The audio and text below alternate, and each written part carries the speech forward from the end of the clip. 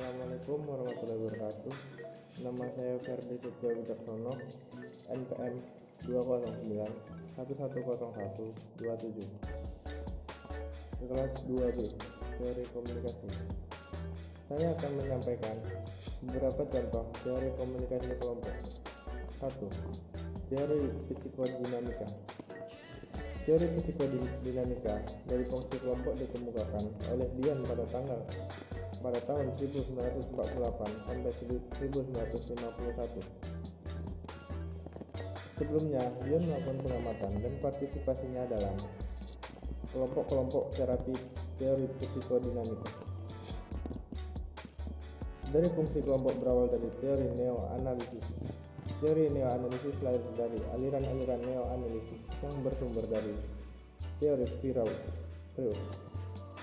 Ada pula tokoh-tokoh lain yang mengembangkan teori tersebut, seperti Sullivan, Adler, Fromm, dan Horney.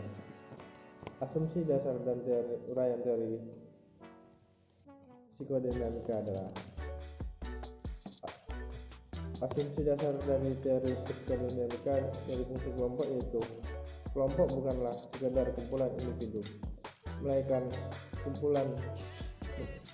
merupakan suatu satuan dengan ciri dinamika dan emosi tersendiri. Kelompok-kelompok ini memiliki ciri, yaitu berfungsi pada taraf tidak sadar yang berdasarkan atas suatu kecemasan dan motivasi yang ada dalam diri manusia.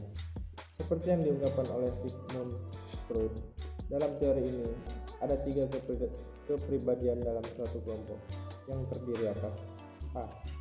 Kebutuhan dan motif atau fungsi ID.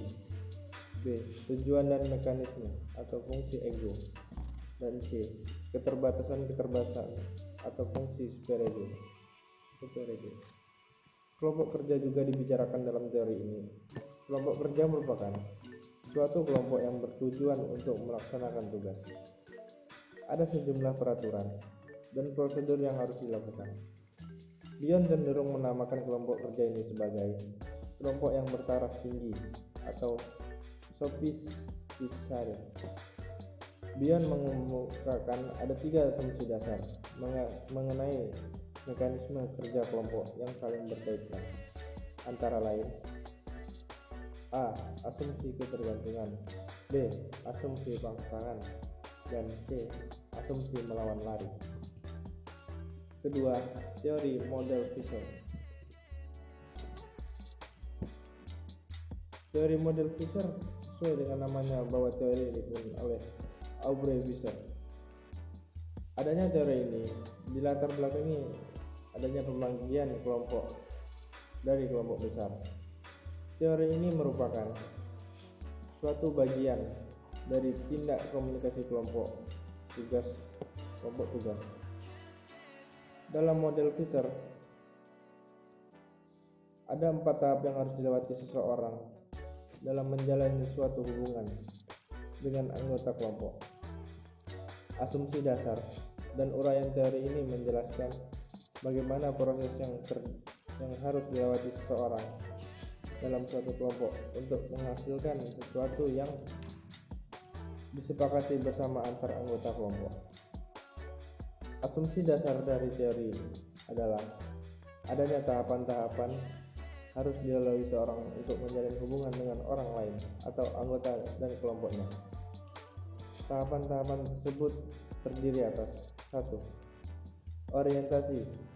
Pada tahapan ini, seseorang individu akan berusaha untuk saling mengenal, saling menangkap perasaan anggota kelompoknya, dan mencoba menemukan peranan dan status. Dalam tahapan ini akan ada kecenderungan perbedaan pendapat. 2. Konflik. Tahapan ini merupakan tindak lanjut dari adanya perbedaan pendapatan pada tahap pertama. Dalam situasi ini terdapat peningkatan perbedaan antara satu individu dengan anggota kelompok lainnya. Setiap individu berusaha mempertahankan apa yang ia inginkan. 3. Pemunculan. Pada tahap ini, setiap individu berusaha untuk mengurangi tingkat perbedaan pendapat.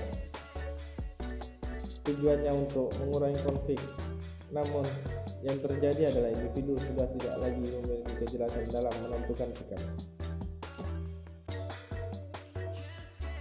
4. Penubuhan tahap akhir yang dilakukan seorang dalam kelompoknya, yaitu bagaimana para anggota memperteguh konsensus kelompok. Dalam hal ini akan ada saran bagaimana penyelesaian yang baik dan akan ada keputusan dari perbedaan yang ada pada para anggota. Demikianlah beberapa teori yang dapat saya sampaikan. Wassalamualaikum warahmatullahi wabarakatuh.